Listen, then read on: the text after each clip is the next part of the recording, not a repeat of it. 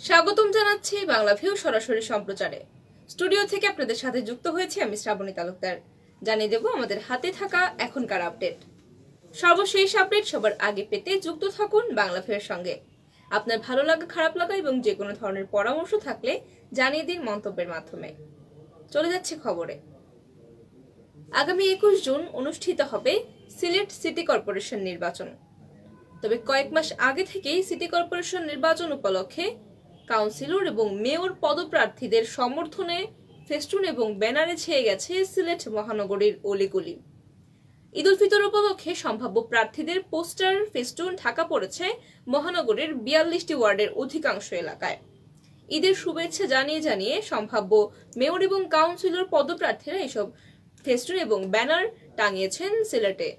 এর মধ্যে আওয়ামী লীগ মনোনীত প্রার্থী মোহাম্মদ আনোয়ারুজ্জামান চৌধুরী এবং জাতীয় পার্টির দলীয় মনোনয়ন প্রত্যাশী নজরুল ইসলামের সমর্থনে তরুণের আধিক্য দেখা গেছে বেশি।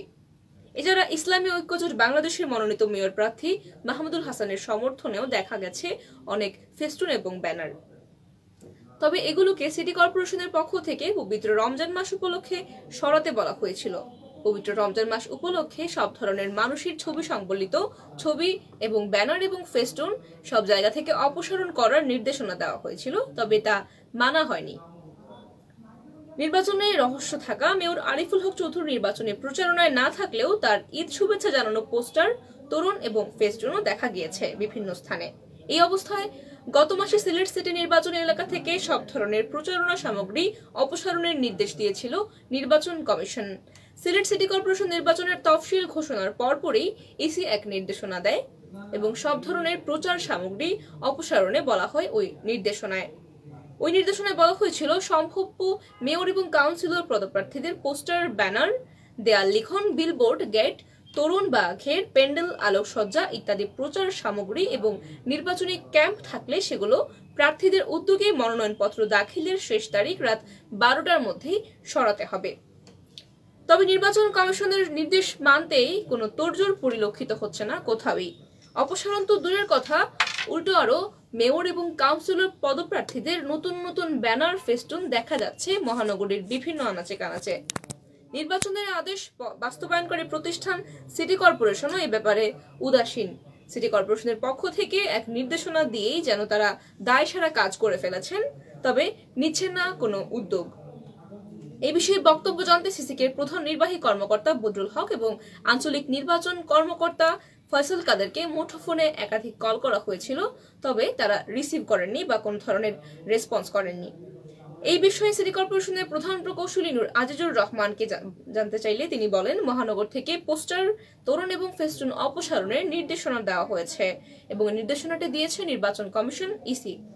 এই বিষয়ে জেলা প্রশাসকের কার্যালয় থেকেও চিঠি এসেছে, তবে এই বিষয়ে এখনো কোনো পদক্ষেপ নেয়নি জেলা প্রশাসন বা সিটি কর্পোরেশন কেউই। এখনো সিসিকের ঊর্ধ্বতন কর্মকর্তারা কোনো নির্দেশ দেননি, তাই তারা কোনো ধরনের পদক্ষেপ নিতে পারছে না, এমনটি জানিয়েছেন প্রকৌশলী নূর আজিজুর রহমান। উল্লেখ্য, সিটি কর্পোরেশন নির্বাচনের ভোট গ্রহণ আগামী 21 জুন ইভিএম এ অনুষ্ঠিত হবে। এদিন সকাল 8টা থেকে বিকেল 4টা পর্যন্ত ভোট গ্রহণ চলবে। ঘোষিত তফসিল অনুযায়ী প্রার্থীদের মনোনয়নপত্র দাখিলের শেষ তারিখ 23 মে এবং বাছাই হবে 25 মে এবং প্রার্থিতা প্রত্যাহারের শেষ তারিখ রাখা হয়েছে 1 জুন পর্যন্ত। এর আগে 23 মে পর্যন্ত সাপ্তাহিক ও ছুটির দিন ছাড়া প্রতিদিন সকাল 9টা থেকে বিকেল 4টা পর্যন্ত সিলেটের আঞ্চলিক নির্বাচন কার্যালয়ের অফিস থেকে মনোনয়নপত্র সংগ্রহ করা যাবে এবং এখনো পর্যন্ত মেয়র প্রার্থী 2 জন মনোনয়নপত্র কিনেছেন, তবে কাউন্সিলর পদপ্রার্থী সাধারণ পদে পুরুষ এবং সংরক্ষিত মহিলা আসনের মহিলারাও অনেকেই ইতিমধ্যে কিনে ফেলেছেন মনোনয়নপত্র।